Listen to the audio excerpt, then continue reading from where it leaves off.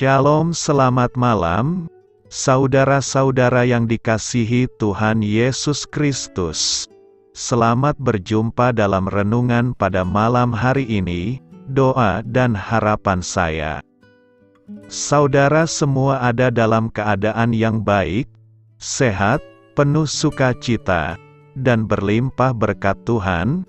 Sebelum kita mendengarkan renungan firman Tuhan, mari sama-sama kita berdoa. Bapa kami yang di sorga, Bapa dalam nama Tuhan Yesus Kristus, Bapa yang baik, Tuhan yang selalu mengasihi dan peduli kepada kami bersyukur untuk berkat kemurahan Tuhan. Penyertaan-Mu dari pagi hingga malam hari ini, oleh karena pertolongan Tuhan, karena tuntunan dan hikmat-Mu saja, maka kami dapat melakukan segala tugas aktivitas kami.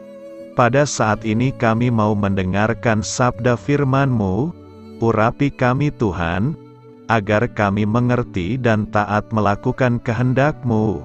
Dalam nama Tuhan Yesus, kami berdoa. Haleluya, amin.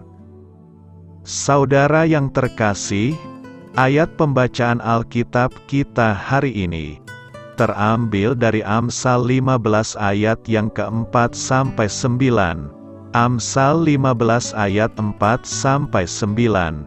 Lidah lembut adalah pohon kehidupan, tetapi lidah curang melukai hati. Orang bodoh menolak didikan ayahnya, tetapi siapa mengindahkan teguran adalah bijak.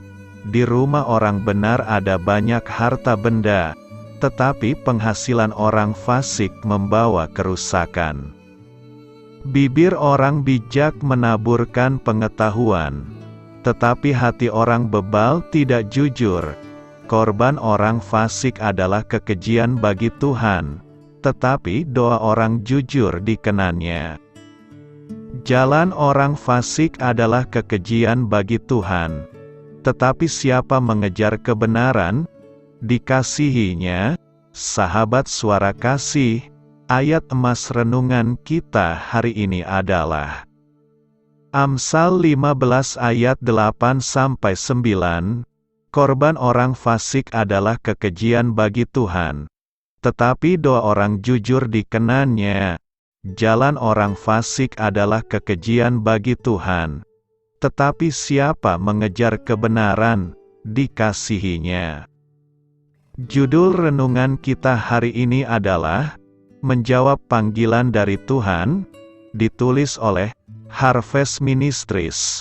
Sahabat Suara Kasih, menurutku satu hal yang menjadi masalah Natal saat ini adalah kita cenderung berharap untuk merayakannya dengan sempurna, dipenuhi hiasan bergambar kereta kuda, butiran salju yang jatuh dengan lembut, dan semua hal indah lainnya. Kita suka lupa bahwa cerita Natal adalah peristiwa sejarah yang benar-benar terjadi.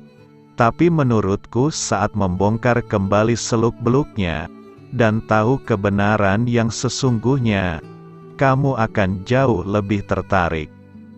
Mari kita mulai dari di manakah Maria berada saat malaikat mendatanginya dengan membawa sebuah pesan. Saat itu Maria tinggal di Nazaret, tempat yang penuh kejahatan. Sama halnya saat Tuhan mengirim malaikat ke tempat-tempat yang kacau seperti itu. Seperti kita tahu dari kisah, ketika malaikat Tuhan membawa Lot dan keluarganya keluar dari Sodom dan Gomora, sebelum dia menjatuhkan penghakimannya di sana, tempat ini dikenal karena keberdosaannya. Begitu pula kota Nazaret. Setiap kota punya karakteristik masing-masing. Roma adalah kota abadi, Paris adalah kota cahaya, New York adalah kota yang tidak pernah tidur, dan Las Vegas dijuluki sebagai kota berdosa. Orang-orang di abad pertama bisa dengan mudah memakai nama julukan yang sama untuk Nazaret, Kota yang dikuasai oleh tentara Romawi ini adalah titik persinggahan antara satu daerah ke daerah yang lain.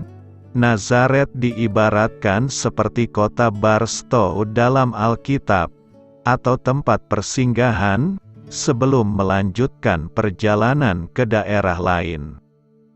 Karena itulah, kota Nazaret dipenuhi kasus kehamilan wanita-wanita muda.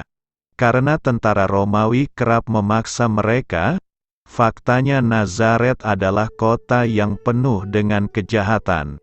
Sehingga saat Filipus memberitahu Natanael bahwa kota itu adalah asal Tuhan Yesus, Natanael menjawab, "Adakah yang baik datang dari Nazaret?"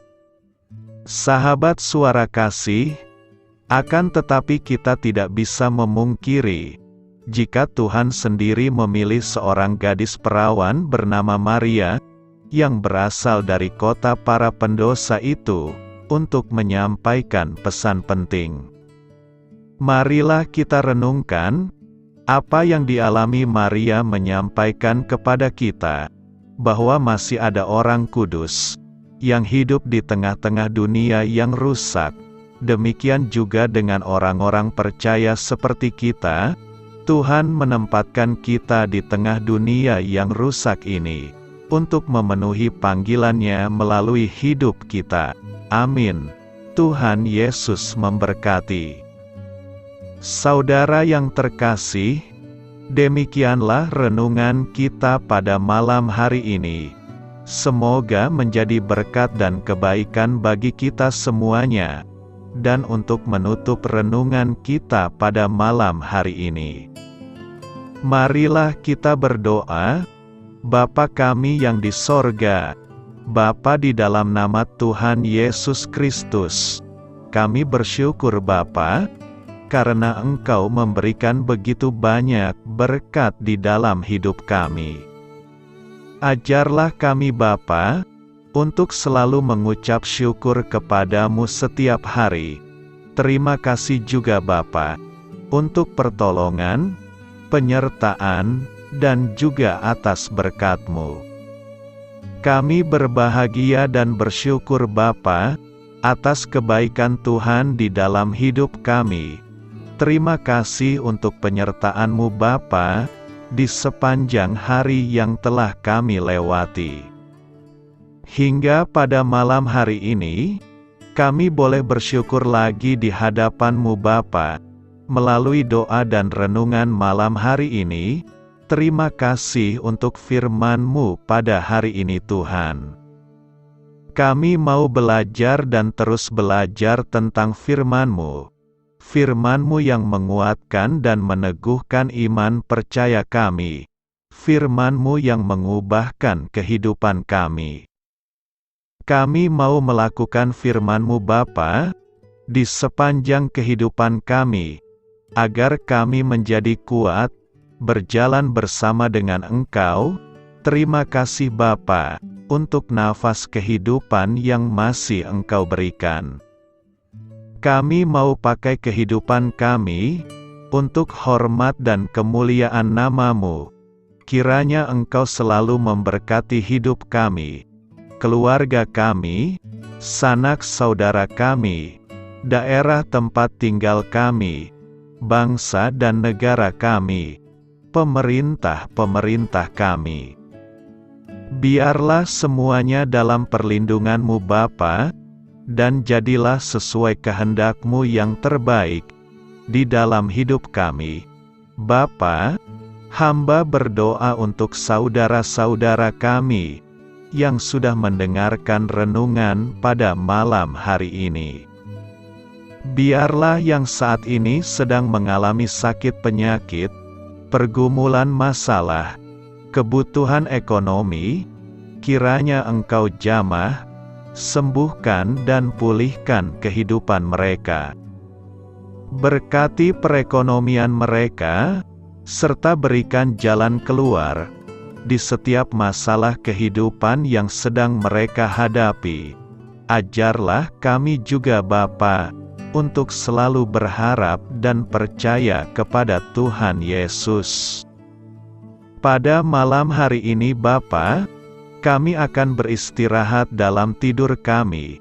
Kiranya Engkau sertai dan lindungi kami di sepanjang malam ini, sehingga kami boleh bangun besok pagi, dengan tubuh yang sehat, kuat, serta diberkati Tuhan. Terima kasih Bapa, inilah yang menjadi doa dan permohonan kami. Dalam nama Tuhan Yesus, kami berdoa. Amin.